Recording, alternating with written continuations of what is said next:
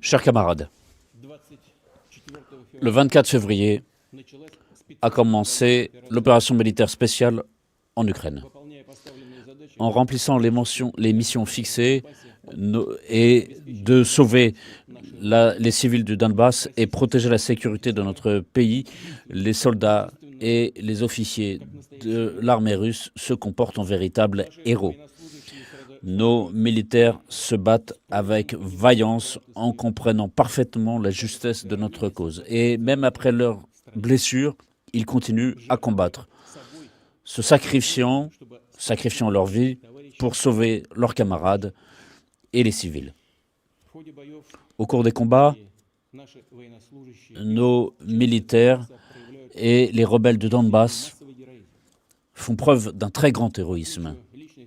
Je note aussi les hommes de la 100e brigade d'infanterie motorisée près de Donetsk, le lieutenant Bergarda, près de Volnovacha, a pu pénétrer profondément sur les positions occupées par les nationalistes depuis près de 8 ans.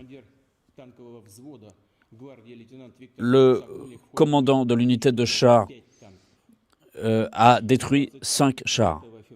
Le 25 février, dans le secteur de Tchuginka, le capitaine Lovkin a fait face à un détachement de nationalistes qui comptait 15 chars et 6 BMP. En attaquant avec ses hommes, le capitaine Lovkin a réussi à détruire tous les BMP et 5 chars en remplissant sa mission sans aucune perte. J'ai signé un décret d'attribution au lieutenant Gadji Gomedov le titre de héros de la Russie, malheureusement à titre posthume. Au combat, il a mené ses hommes comme un véritable chef. Il a protégé ses subalternes, gravement blessés. Il s'est battu jusqu'au bout et a fait sauter une grenade sur lui-même et les ennemis qui s'approchaient de lui. Il comprenait très très bien à qui il a affaire, avec des néo-nazis qui torturent les prisonniers, les mutilent et les tuent. Je suis un Russe. Et évidemment, dans ma parenté, j'ai beaucoup de personnes. Mais quand je vois cet héroïsme comme ce jeune gars, Gadji Magomedov, originaire du Daghestan, lac de nationalité, et d'autres combattants, j'ai envie de dire, je suis lac, moi aussi. Je suis daguestanais, je suis tchétchène, je suis ingouche, russe, tatar, russe, morde, ossète. Nous avons plus de 300 groupes ethniques en Russie. Je ne peux pas tous les citer, mais je pense que vous me comprenez. Mais je suis fier du fait que je fais partie de ce monde, de ce pays, de ce peuple multinational de Russie. Et je suis absolument convaincu que les Russes et les Ukrainiens, c'est un seul peuple, malgré le fait qu'une partie des habitants de l'Ukraine ont été intimidés, effrayés par cette propagande néo-nazie. Et d'autres, évidemment, ont suivi consciemment la voie de Bandera et les autres adeptes qui ont combattu pendant la guerre aux côtés d'Hitler. Et le fait que nous combattons aujourd'hui les néo-nazis montre justement le déroulement des opérations. Les groupements, les détachements nationalistes néo-nazis qui comprennent notamment des mercenaires de l'étranger, du Moyen-Orient notamment, se servent des civils comme d'un bouclier humain. Je l'ai déjà dit, il y a des faits, il y a des documents, des photographies qui montrent qu'ils mettent des armes lourdes dans les quartiers résidentiels. Et c'est ainsi qu'ils agissent. Et c'est comme ça qu'agissent les bandits les plus extrêmes. Et au lieu de remplir leur promesse de retirer les armes lourdes, au contraire, ils les placent dans les cours d'immeubles, dans les cours d'écoles, des chars, des canons, des mortiers. Ils ont pris aussi en otage des citoyens étrangers, et notamment des milliers d'étudiants qui faisaient leurs études en Ukraine. Ils ont bloqué pendant plus d'une journée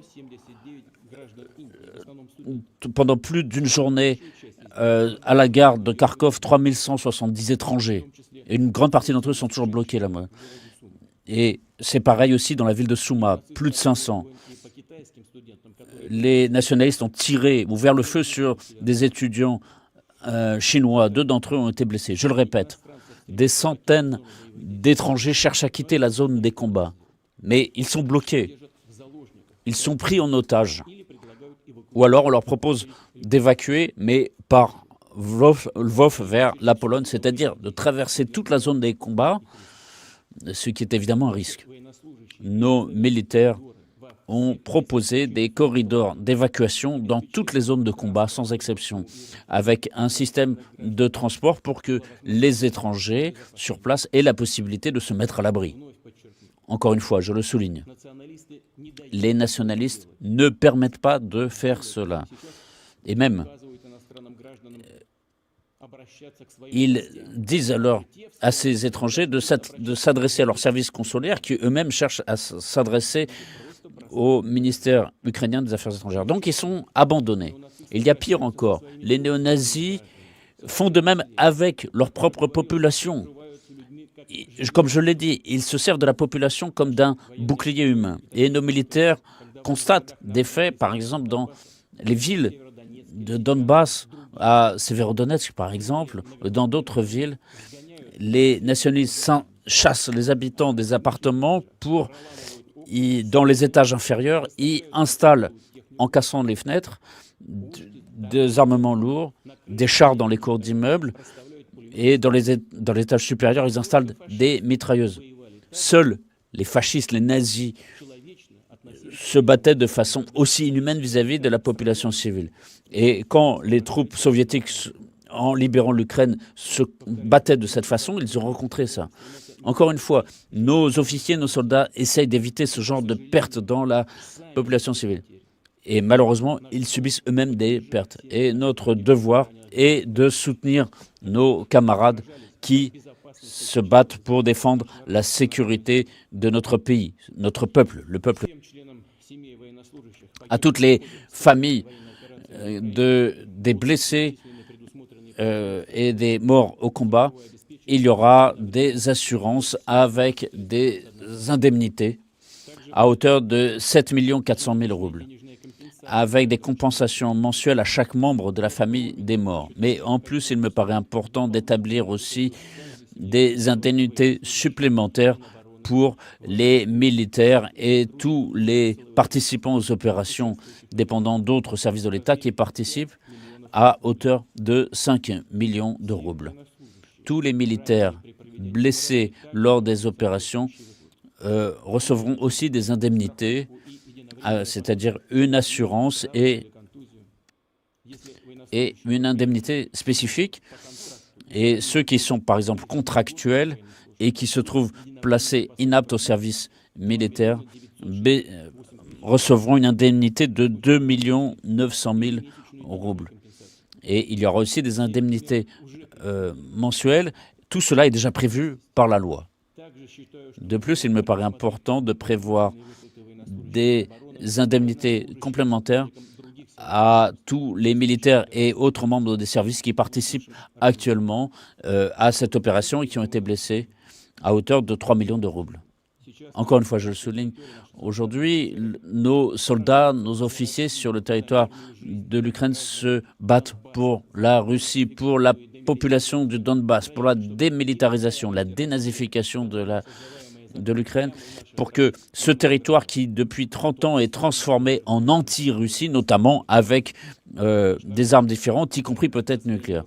Nous devons être fiers de nos forces armées. Nous allons continuer à célébrer la mémoire de nos camarades tombés au combat. Nous ferons tout pour défendre leurs familles, leurs enfants, leur donner une scolarité. Je vous demande de célébrer la mémoire de ceux qui sont tombés au combat au cours de l'opération spéciale en Ukraine.